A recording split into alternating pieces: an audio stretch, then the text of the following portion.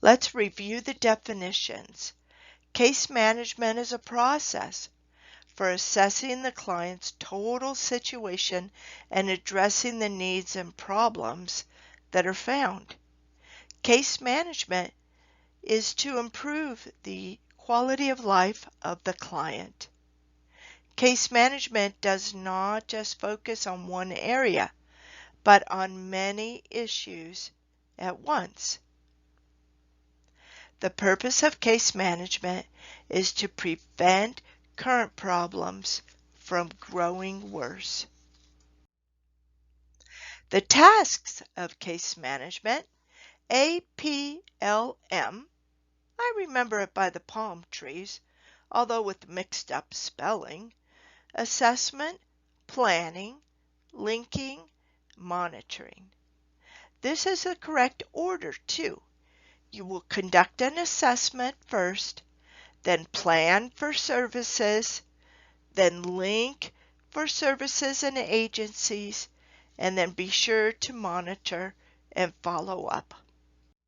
You will become the client's advocate as you can see the struggles that the client is facing. However, this is a fine line between codependency and doing everything for the client and having them learn the necessary steps to achieve the services and goals. You may be an advocate for the individual client at hearings, or you may present information to a community board about how to address a gap or a barrier in services that you have seen. Although not a big part of your job, you will get the opportunity to advocate for better or improvements in services. Remember, especially in San Luis Obispo County, that it is a small county. You will continually work with the same people and agencies over and over. Rather than create conflict or trash talk another agency or the staff at another agency, even with your friends and colleagues back at your home agency, this will be problematical in the long term. It is best to be friendly, collaborative, and work together in problem-solving way to focus on making things better for all of our clients. Conflicts may result, but it is best to keep a cool, professional presence rather than say things you will regret later. As we begin our quest to learn proper paperwork etiquette, please keep in mind these requirements. Some agencies do not have electronic health records, and so it is still permissible to handwrite out paperwork. However, during this course, I am really going to stretch you to fill out paperwork by computer. You will notice in the Forms folder under Handouts, there are two versions of the form, generally. The PDF version is a hard saved copy. Use this one to print out and hand fill in the answers. You will then need to scan and upload your handwritten form into the module for submission. There are times as a case manager when you are not near a computer, or you will have the clients fill out the paperwork by hand. Let's say you meet with your client at the DMV office to get their identification. Then you need to have the client fill out the release of information to the DMV prior to you speaking with a DMV representative, especially if you might inadvertently or consciously be discussing the client's drug and alcohol history. For all paperwork at the bottom of the form or wherever the form indicates client name, it is customary to write the last name, comma, first name. Use black ink when filling out paperwork as it scans best. Your signature is always first name and then full last name, comma, then your title. You can use case manager or specialist or counselor for this course. Your signature should be just as you write it in everyday life. No initials. If you make an error on a handwritten document, then cross out the error with a single line through the error and correct the writing with your initials by the corrected information. For electronic or computer-generated documents, it is okay to backspace or delete the error and then retype the correction. In electronic records, once the document has been finally approved with your signature, though, you cannot delete or edit the document. You have then if you have a correction, then you need to add another document correcting the original. Consult with your supervisor on this process. In your documentation, spelling and grammar count. Proofread your documentation before you final approve or sign your documentation. Some staff get really complacent about paperwork, thinking, no one's going to read this anyways. However, your supervisor does read a sample of your documentation, and it reflects poorly if you have errors. The biggest error in paperwork that I see, however, is to copy and paste language from one client's chart to another. Can you believe it? Especially if you copy and forgot to change the he to a she, or forgot to delete one client's name and copy it into another chart. Best to keep copy and paste from chart to chart to a minimum. Most agencies do have templates to use, however, wherein you can copy from a separate Word document template into the client's record and then fill in or correct individualize the template as needed. Sometimes the electronic health records even have suggested language within the form itself. It is okay to do this. Just again, remember to proofread your documentation before saving or final approving. I'm actually going to be teaching you some of the templates that you will need. Practice, practice, practice. Lastly, never leave a blank line or section of the form. The reader doesn't know what the blank section is. Is it blank because you forgot to ask the question? Is it blank because the client didn't answer? Or maybe was the answer given but you forgot to write it down or type it in? Did the client refuse to answer? Every single blank line or section should be filled out. Use either a NA or a none or a no response or a client unable to answer or case manager did not ask or address during this session. Those are all appropriate responses to write in. So in summary, you're going to see two documents usually on forms when they're required in this course.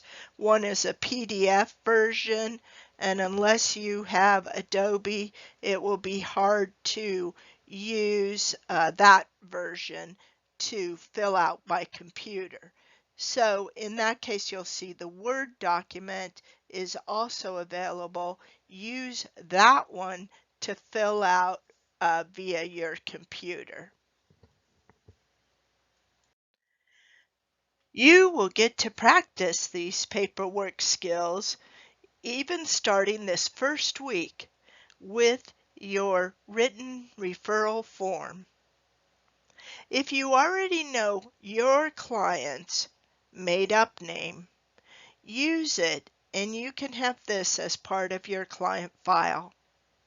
The written referral form is a current county form used called a 815 form. This form meets all of the legal requirements of almost all agencies within the county. It is like a universal referral form. It's a complicated form because of all the different agencies' needs and requirements. So, pick one or two referrals that you think you might refer your client that you're going to make up to. Don't make this form too complicated for yourself, especially at this point in the semester. There's no harm in having a referral or a release of information without eventually making the referral. This is a 10-point assignment, and it is all about practicing your paperwork habits that we just reviewed.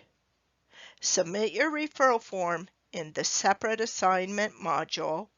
See the grading rubric and the form attached within the module. Let's review the levels of case management.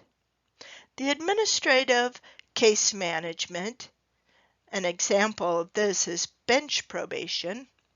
Paperwork, it's basically a paperwork caseload only.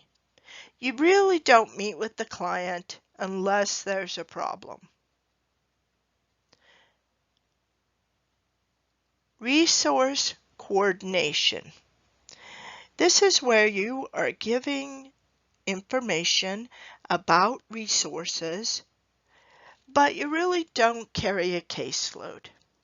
You are telling others about their resources. In other words, the clients aren't assigned to you, but you are giving information and resources out to clients. Intensive case management is a small caseload because the clients on that caseload have multiple and intensive problems. Some may be in crisis, at risk of hospitalization or jail. So it's a smaller caseload, but the needs of the clients are quite high. Targeted case management is when the caseload is targeted or specialized.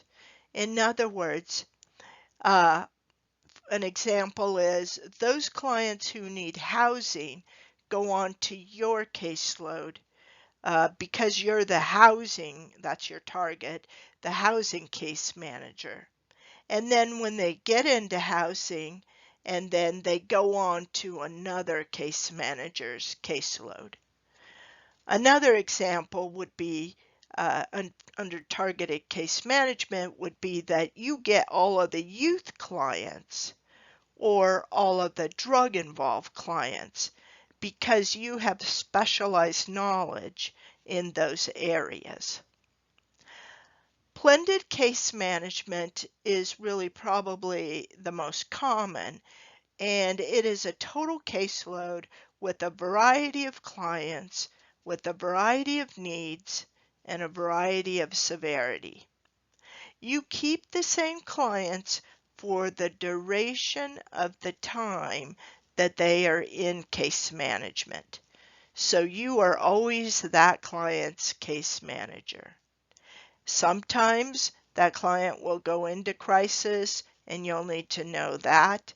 And sometimes the clients are in maintenance, they're doing okay, everything's going fine, and you'll still deal with that, but of course you won't be seeing them as much as when they are initially assigned to you or in a crisis. I'd like to talk a few minutes about what the goal of the services is. Of course, we are interested in wellness and recovery, and those are broad terms. They don't only refer to drug and alcohol issues. We want the client to have a process of change through which individuals improve their health and wellness.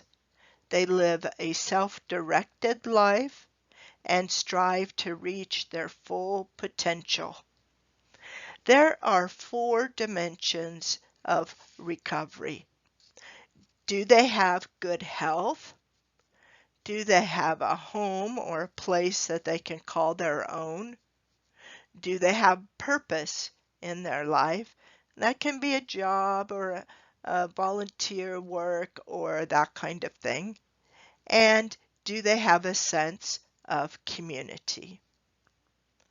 A really great website is www.slowthestigma.org, and they have some resources on wellness and recovery.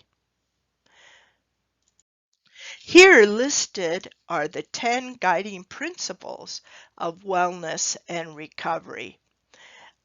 This was developed by the Substance Abuse and Mental Health Services Administration at the federal government level.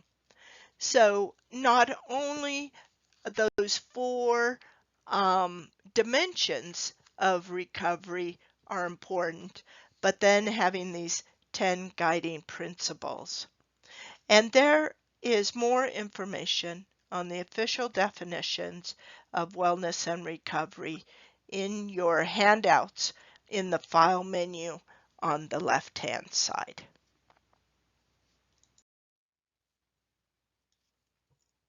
Now on to Chapter 2. It is all about ethics. Have you noticed how almost every course that you have taken in the Human Services Addiction Studies has covered ethics? That's for a good reason.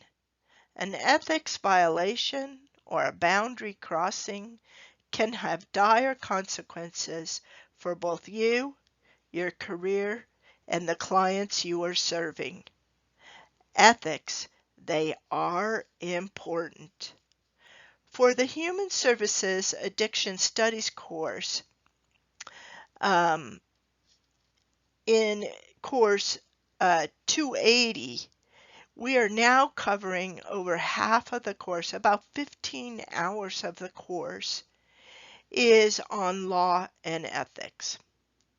So here in class 279, you're going to get only a broad overview of law and ethics in just about an hour, hour and a half. So there's a lot more information coming your way. I have placed, though, some extra handouts in the handout folder under the menu file in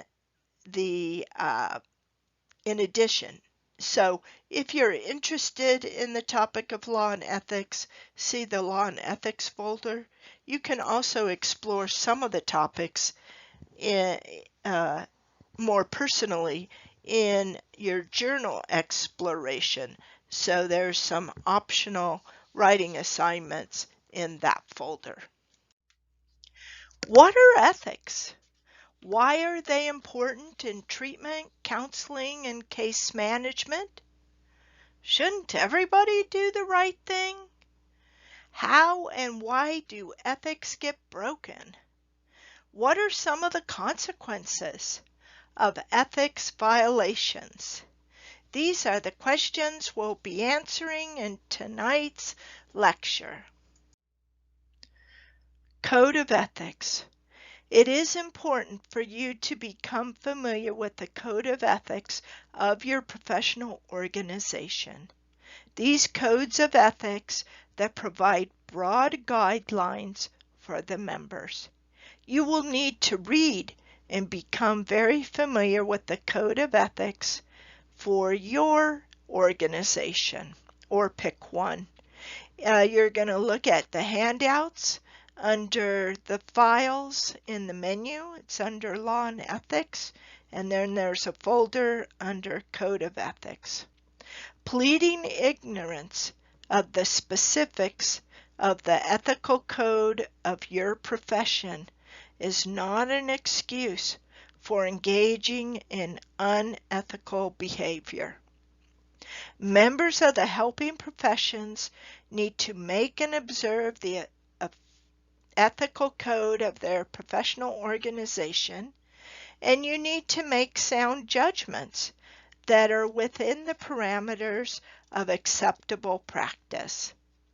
We're going to encourage you to think about specific ethical issues during this course and to develop a sense of professional ethics and knowledge.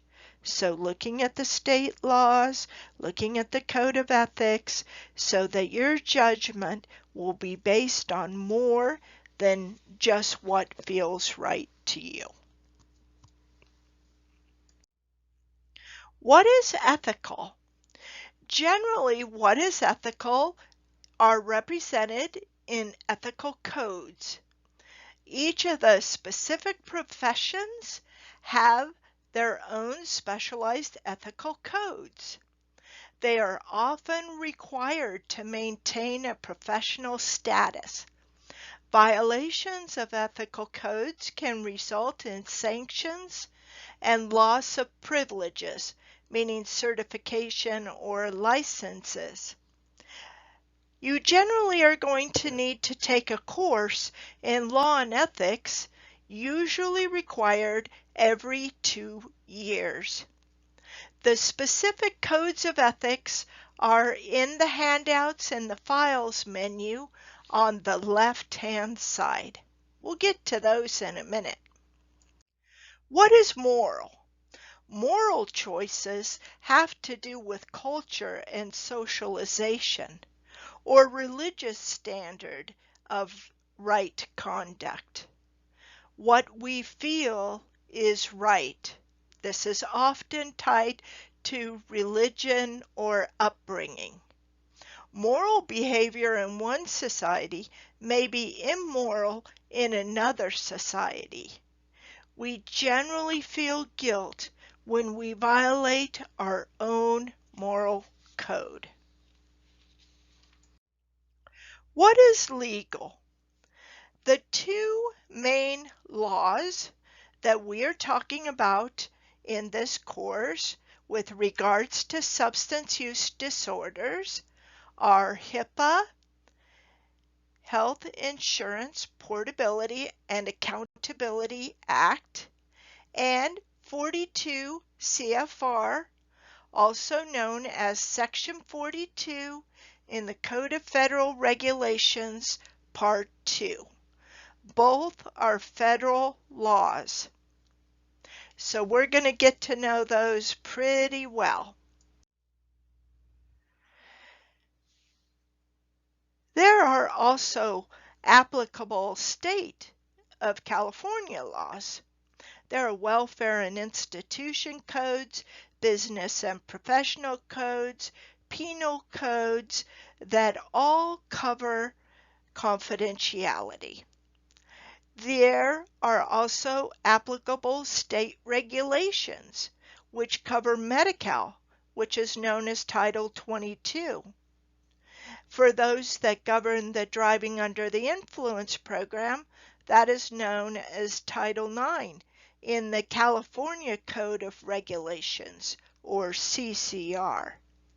Then, of course, there are code of ethics from professional organizations such as CADE and CCAP, as well as licensing organizations like CAMPT and the NASW, National Association of Social Workers.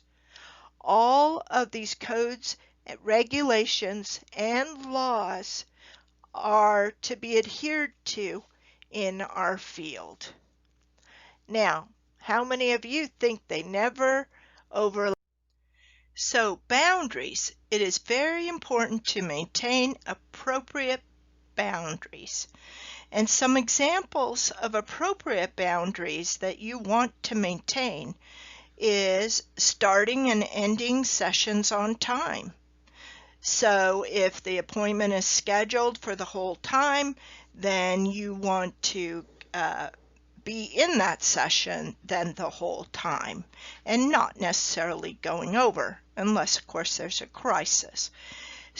Setting limits regarding patient contact with the counselor outside of scheduled appointments. This could be phone calls and that kind of thing where they need to call you in between and or want to see you more often. And again, maintain the appropriate boundaries. Maintaining a professional relationship with patients at all times. When it begins to get into personal information sharing, then that's not appropriate, etc. Phone and personal interactions between sessions are minimal and always appropriate and professional. Now, there are two phrases you're going to see in the literature: boundary crossings and boundary violations. Boundary crossings are less severe than violations, and the patient in a boundary crossing is not actively being exploited or harmed. This usually results kind of a one-time boundary crossing. So, for example, self-disclosure on the part of the client was not related to the session. So maybe you got off track a little bit in a session and you said something about your favorite baseball team or something. A one-time kind of thing that would maybe be a boundary crossing. Because you could see how the client would feel.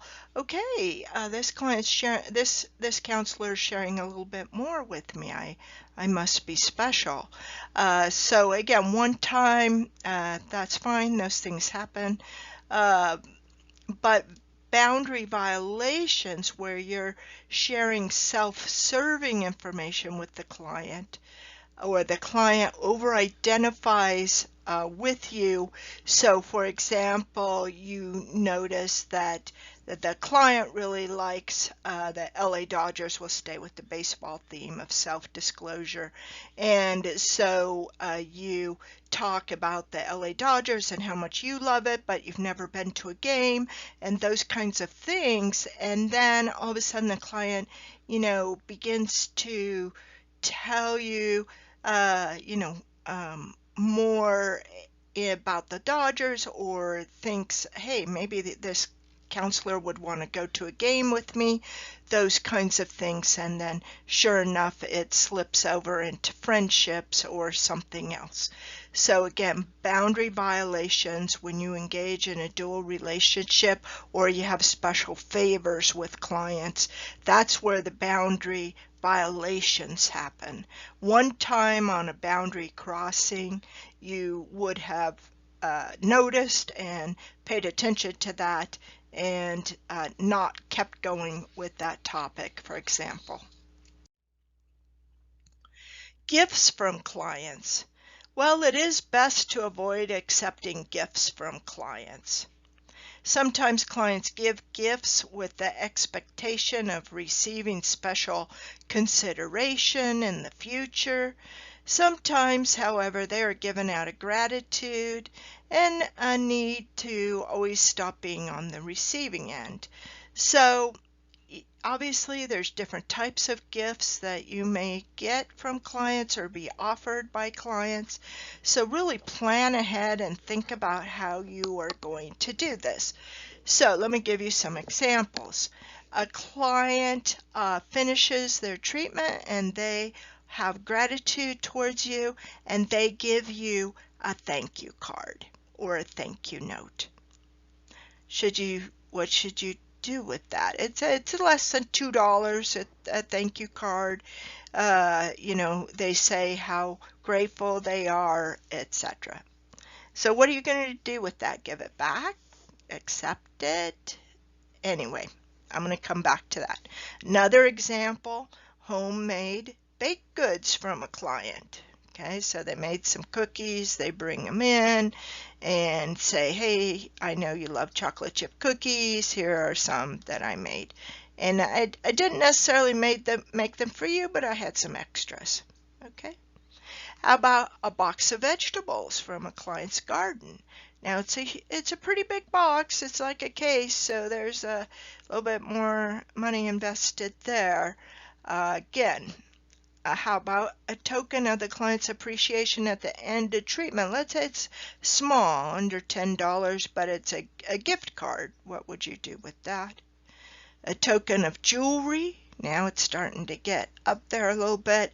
Tickets to a play that the client knew you would be interested in, etc. So think about each one of these gifts. It's not all about the money, or there's not a dollar limit. So again, you're going to use your judgment with the shades of gray here.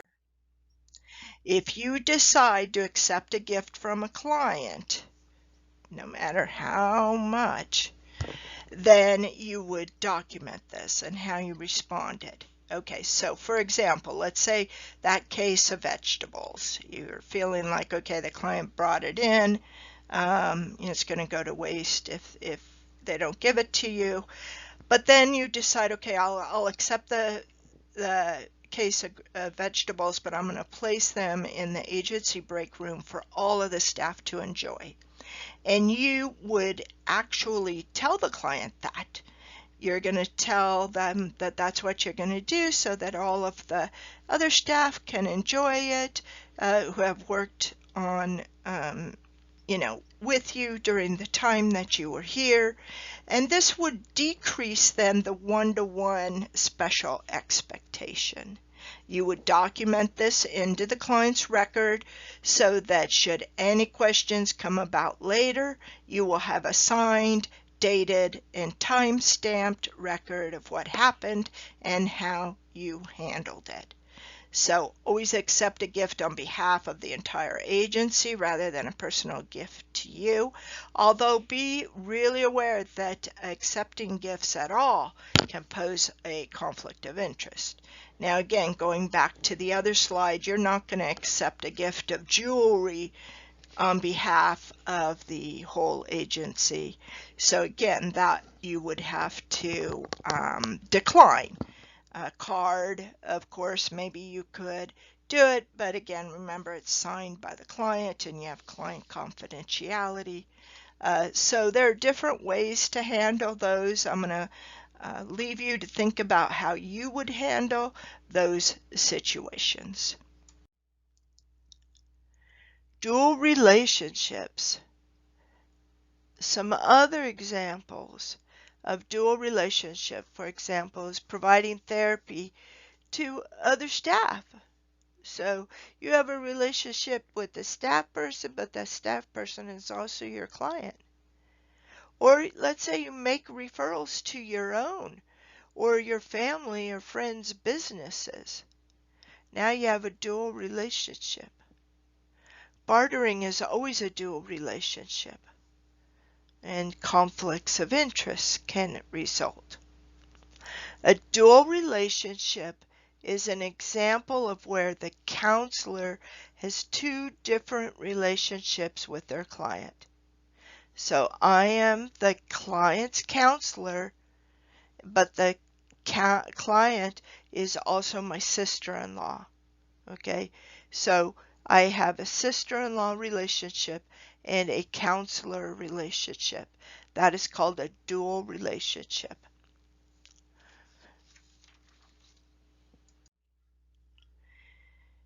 Should a counselor enter a dating or sexual relationship with a current patient in treatment?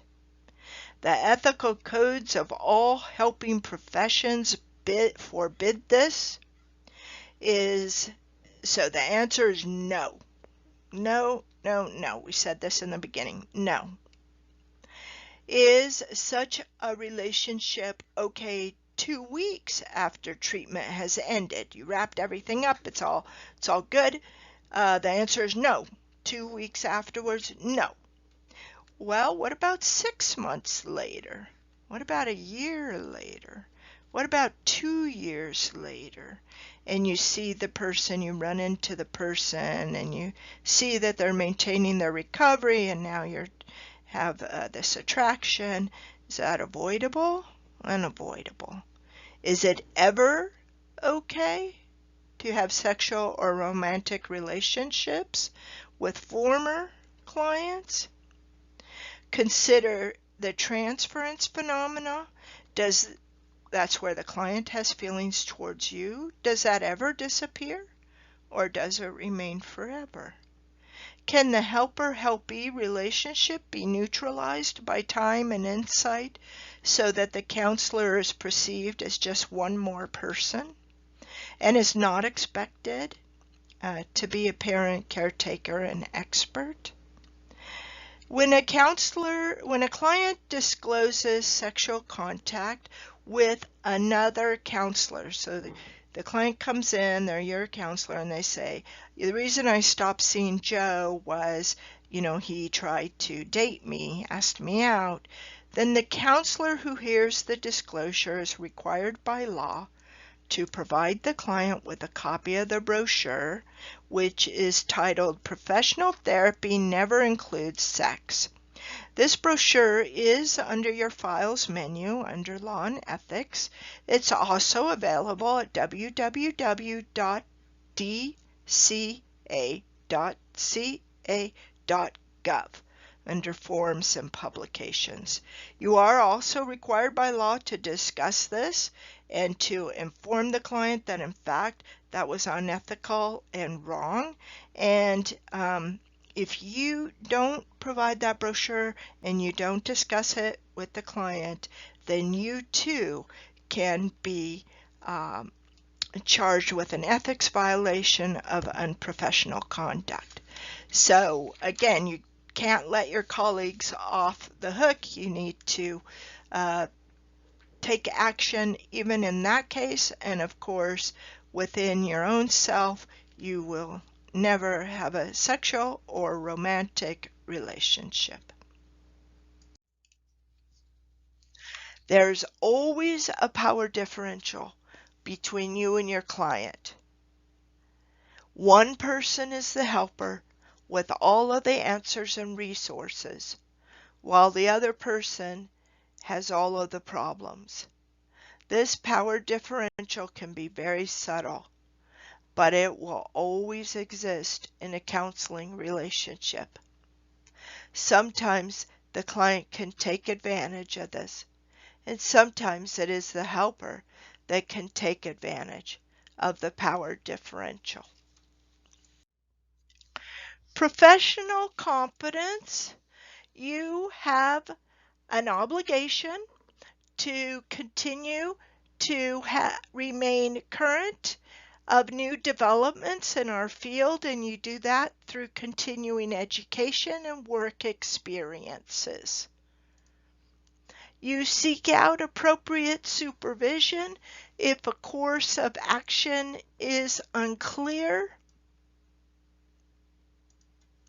You obtain professional assistance for any personal problems, illness, conflicts, which are likely to impair your work, performance, or professional judgment. We also maintain high standards in the substance use disorder field of personal and professional behavior, even outside of work hours. You need to become familiar with and support and promote the goals of the agency that you will be working with. Drugs. No use of illegal drugs at any time. So this is the code of ethics regarding counselors. During work hours, no client contact while impaired as a result of mind-altering substances, whether prescribed or not. Not incurring any conviction of an alcohol or drug-related offense. This is super important. You may not think that what you do on your own free time, you're not working, it's not during your 40 hours, but you're partying on Friday and Saturday nights, and if you happen to get a DUI or reckless, you will lose your license or your certificate. Right now, this is the most common ethical violation that is resulting in loss of license and certificates. So again, this is even on your own time, doesn't matter, any conviction of an alcohol or drug related offense. If you are in recovery yourself, you then relapse, please go to your supervisor and talk to them and figure out what you can do. You can be terminated if the use of alcohol or drugs impairs the ability of the agency to carry out its mission. And so again, certainly you may not be able to work directly with clients, but there may be some other jobs that you may be able to do during the time where you have relapsed, or you need time off to get back in recovery and that kind of thing. There are options. Alcohol. You Alcohol's know, this may not. come as a surprise to you, but there is more to life than partying every night. So again, even on your own time, no consumption of alcohol in a manner which would negatively impact the ability of the agency to carry out its mission. So, and again, report any alcohol and drug use issues in the workplace immediately to your supervisor. So maybe you smell alcohol, or your fellow counselor talks about how they're hungover from the night before. Again, even though it's during off-duty hours, it may negatively impact the clients that counselor is seeing. So no use during work hours of alcohol, of course. This includes breaks and lunches and so forth.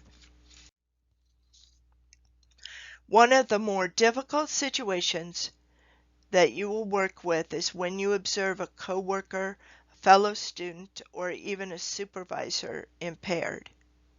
What should you do? Bottom line is that you cannot let this person's impaired behavior affect the clients. It is your business to intervene and to protect all clients. If you yourself become impaired, so maybe again it's not necessarily drugs or alcohol, but in fact you have some personal problems, going through a divorce, and it's taking up all of your time and energy, you might take steps to resolve these personal problems promptly. And do not work with clients if you are not able to function effectively. So if you're always thinking about how you have to get home or what's going to happen, and then half of your caseload or also going through the same issue, you may need to request a leave of absence to resolve issues, or at least disclose yourself first better than getting into more trouble. So, for example, I had an employee once come in and say that in fact they were having marital issues, etc. Well, okay, that's fine, but then the employee and her spouse at the time began drinking, and it was actually the employee that got arrested for domestic violence. And so what can we do with that? Well, they needed to take the personal steps to resolve their problems. And so however you could do that, because once you get into getting arrested and different things that you didn't intend to happen, it's very likely that you may in fact lose your job, your certificate, or your license. So again, a lot of things to think about, to be aware of yourself. I can tell you that I've had many employees have problems in this dual relationship area. What is confidentiality, and when, if ever, would you break it?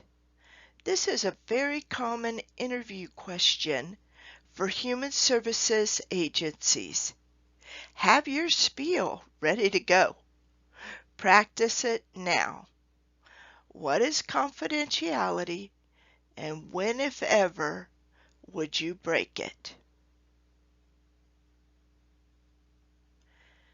Officially, the definition of confidentiality is: confidentiality entails the ethical and legal responsibility of mental health professionals to safeguard clients from unauthorized disclosures of information given in the therapeutic relationship. The ethics of confidentiality rests on the premise that the clients in counseling are involved in a deeply personal relationship and have a right to expect that what they discuss will be kept private.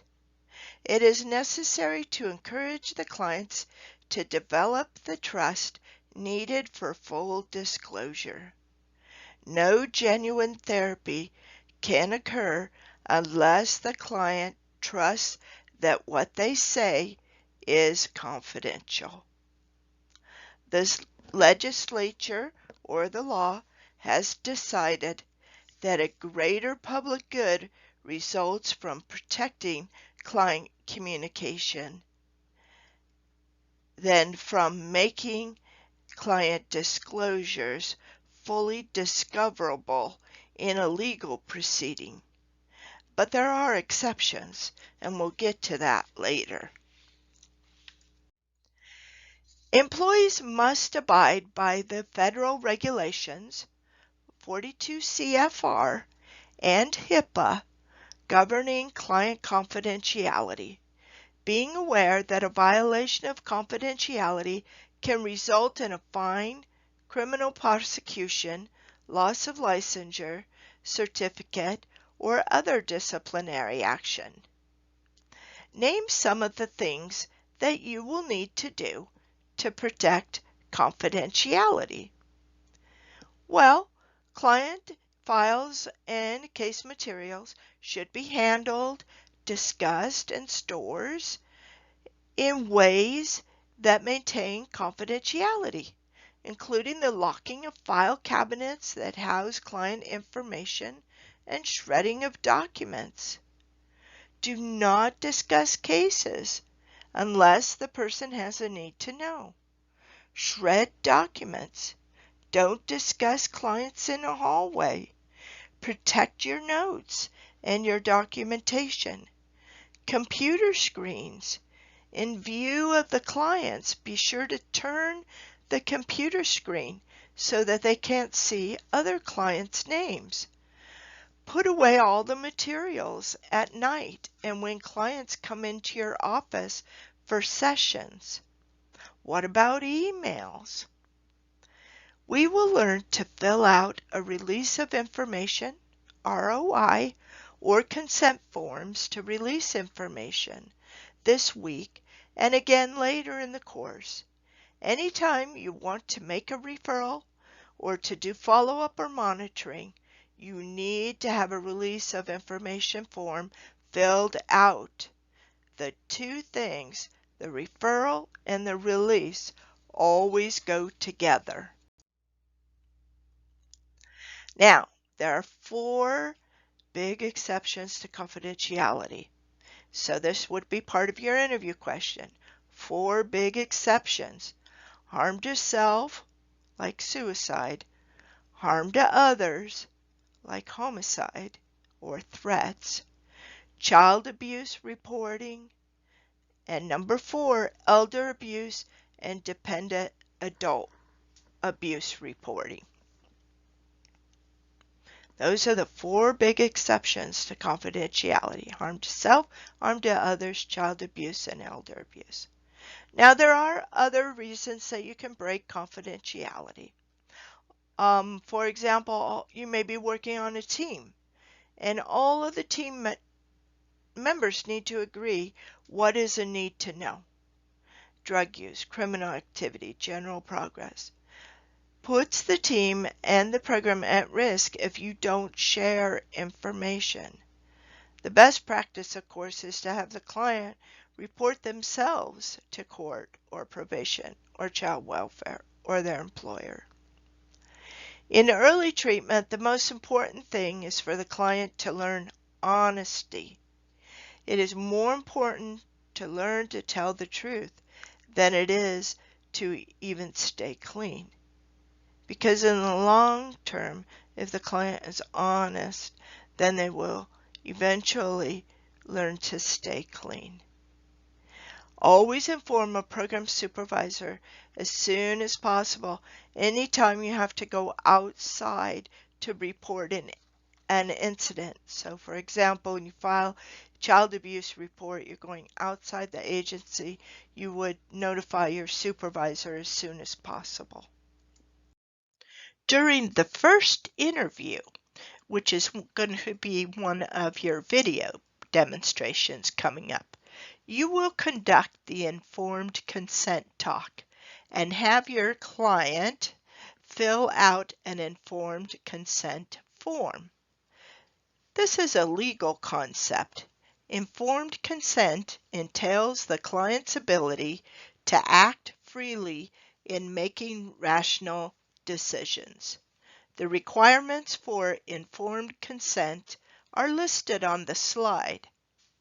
The challenge to counselors is to provide accurate and sufficient information to clients, yet at the same time not overwhelm them with too much information too soon.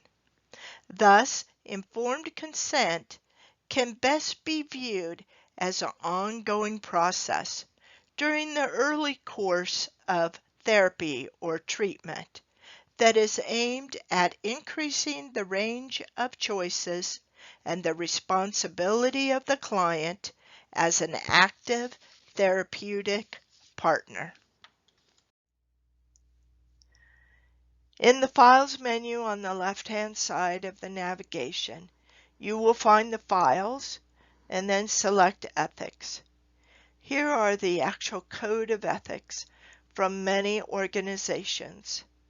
In this week and next week's discussion forum, you will utilize the different codes of ethics to make some best decisions for yourself and your client. The most important step is to cover yourself in any ethical dilemmas is by consulting with a supervisor. Not your best friend, not your colleague, not the clerical person, your supervisor. After your consultation, then the next thing to do is to document into the client's record your actions, your thinking, and the direction you were given by your supervisor. This protects everyone involved, and when questions later come up about why or how you handled this situation, then it will be already documented with a date and a time stamp in the electronic health record. When the word unethical is used, people too often think of gross violations of established codes. In reality, most violations of ethics probably happen quite inadvertently in counseling practices. Many ethical violations are hard to detect. Therefore, ethical codes are difficult to enforce. Clients' needs are best met when the practitioners monitor your own ethics. I would encourage you to challenge your own thinking and apply guidelines to your behavior by asking yourself, is what I am doing in the best interest of my client?